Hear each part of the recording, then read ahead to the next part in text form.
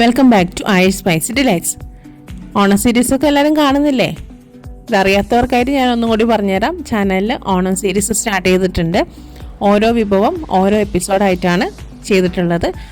Series കാണാത്തവരാണെങ്കിൽ ഉറപ്പായിട്ട് നിങ്ങൾ ചാനലിൽ കയറി നോക്കിയാൽ നിങ്ങൾക്ക് ഓണം സീരീസ് കിട്ടുന്നതാണ്. അതിൽ ഓരോരോ എപ്പിസോഡ് ഓരോരോ വിഭവങ്ങളാണ് ഇട്ടിട്ടുള്ളത് കേട്ടോ.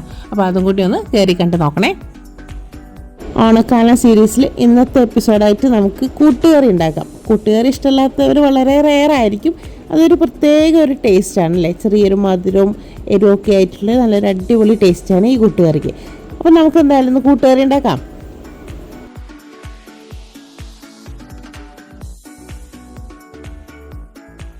കൂട്ടുകറി തയ്യാറാക്കാനായി ഓൾറെഡി വെള്ളത്തിൽ കുതിർത്ത് വെച്ചിട്ടുള്ള കടല 1 കപ്പാണ് എടുത്തിട്ടുള്ളത്. അത് പ്രഷർ കുക്കറിലിട്ട് കൊടുക്കാം. അതിലേക്ക് 1/2 ടീസ്പൂൺ മഞ്ഞൾപ്പൊടിയും ആവശ്യത്തിനുള്ള ഉപ്പും കടല വേവാനുള്ള വെള്ളവും കൂടി ചേർത്ത് നമുക്കിതൊന്ന് 8 വിസിൽ വരുന്നത് ഇത് കുക്ക് ചെയ്തെടുക്കാം മീഡിയം ഫ്ലെയിമിൽ. 8 വിസിൽ കഴിഞ്ഞ് ഇതിൻ്റെ എയറെല്ലാം പോയതിനു ശേഷം ഇതിലേക്ക് കായയും ചേനയും അരിഞ്ഞതും കൂടി ചേർത്ത് കൊടുത്ത് 1 വിസിലിനും കൂടി വേവിക്കാം കേട്ടോ, മീഡിയം ഫ്ലെയിമിൽ തന്നെ.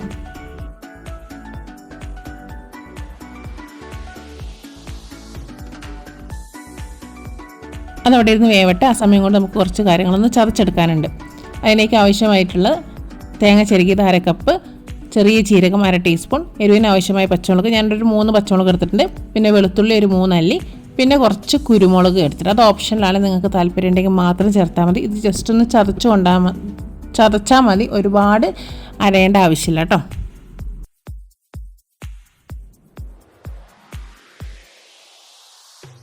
ഇനി ഒരു കടായി അടപ്പത്ത് വയ്ക്കാം. ഇതിലേക്ക് നമ്മൾ ഓൾറെഡി വേവിച്ച് വെച്ചിട്ടുള്ള കടലയും ചേനയും കായും അതിൻ്റെ സ്റ്റോക്കോട് കൂടി തന്നെ ഇതിലേക്ക് ഒഴിക്കാം. ഇനി ഇതിലിരുന്നൊന്ന് തിളക്കട്ടെ.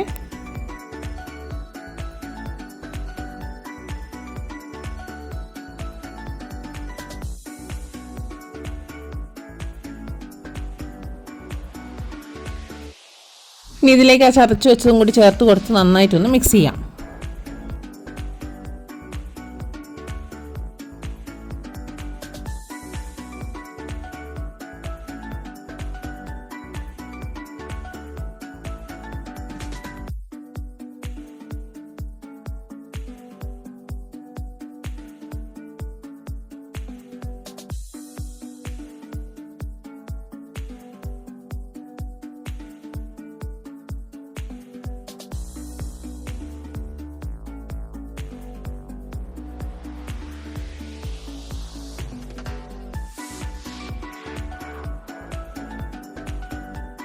ഉപ്പ് നോക്കിയപ്പോൾ കുറച്ച് ഉപ്പിൻ്റെ കുറവുണ്ട്, അപ്പോൾ ഞാൻ കുറച്ച് ഉപ്പും കൂടി ചേർത്ത് കൊടുക്കുന്നുണ്ട്.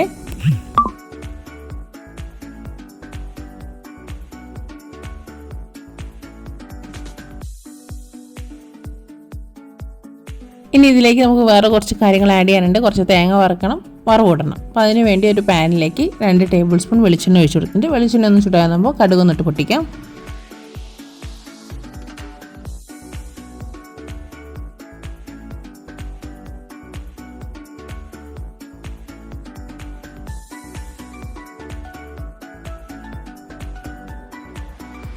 കടുക് പൊട്ടി തുടങ്ങിയിട്ട് ഇതിലേക്ക് കുറച്ച് ഉഴുന്ന് ഞാൻ ചേർത്ത് കൊടുക്കുന്നുണ്ട്. അത് ഓപ്ഷനിലാണ്, നിങ്ങൾക്ക് താല്പര്യം ഉണ്ടെങ്കിൽ മാത്രം ചേർത്താൽ മതി.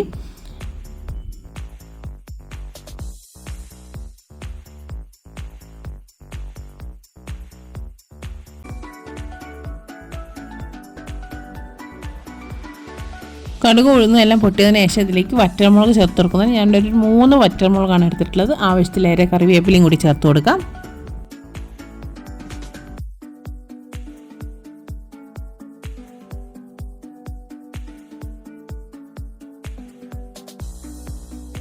കുറച്ച് ചെറിയുള്ളിയും കൂടി ഞാൻ ചേർത്ത് കൊടുക്കുന്നുണ്ട്. ഇത് ഓപ്ഷനിലാണ്, നിങ്ങൾക്ക് താല്പര്യം ഉണ്ടെങ്കിൽ മാത്രം ചേർത്താൽ മതി. ചെറിയുള്ളി ചേർക്കണം എന്നൊന്നുമില്ല, പക്ഷെ ഞാനൊരു ടേസ്റ്റിന് വേണ്ടിയിട്ട് ചെറിയുള്ളി ചേർത്തുന്നുള്ളൂ കേട്ടോ.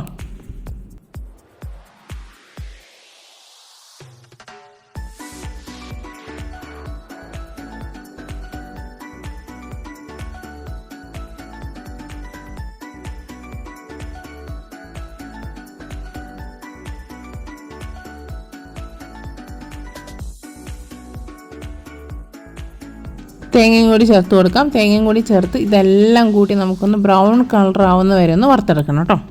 അതാണ് ഇതിൻ്റെ ഹൈലൈറ്റ്. ബ്രൗൺ കളർ ആവുന്ന വരെ നന്നായിട്ട് ഇത് വറക്കണം. അപ്പോൾ ഇതിൻ്റെ ടേസ്റ്റും പിന്നെ നമ്മൾ ഓൾറെഡി പച്ച തേങ്ങ ചതച്ച് അരച്ചിട്ടില്ലേ അതിൻ്റെ ടേസ്റ്റും, അപ്പോൾ രണ്ടും കൂടി ആയിട്ടുള്ള ആ ഒരു ടേസ്റ്റ് കിട്ടണം.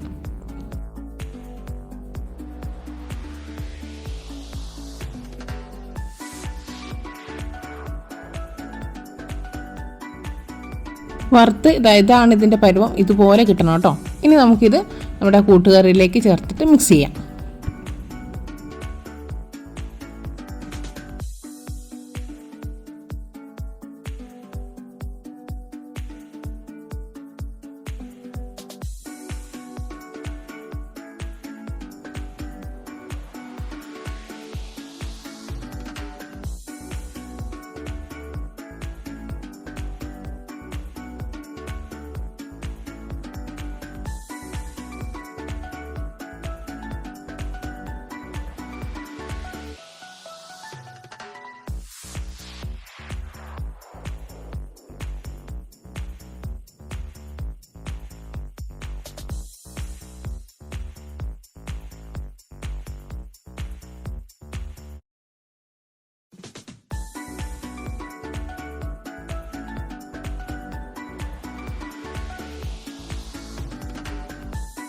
ഇതിലേക്ക് ഇനി ഒരു 2 ടേബിൾ സ്പൂൺ ശർക്കരപ്പൊടി ഞാൻ ചേർത്ത് കൊടുക്കുന്നുണ്ട്. നിങ്ങളുടെ കയ്യിൽ ശർക്കരപ്പൊടി ഇല്ലെങ്കിൽ ശർക്കരപ്പാനി ആക്കിയിട്ട് അത് ഇതിലേക്ക് ചേർത്ത് കൊടുത്താലും മതി.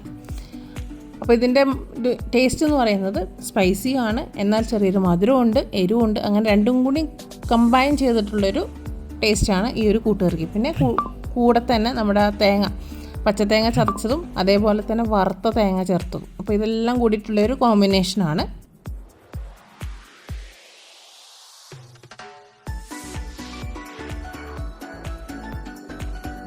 അപ്പോൾ ഇതാ നല്ല നാടൻ ടേസ്റ്റിൽ സദ്യ സ്റ്റൈൽ കൂട്ടുകറി ഇവിടെ സെറ്റായി കഴിഞ്ഞു.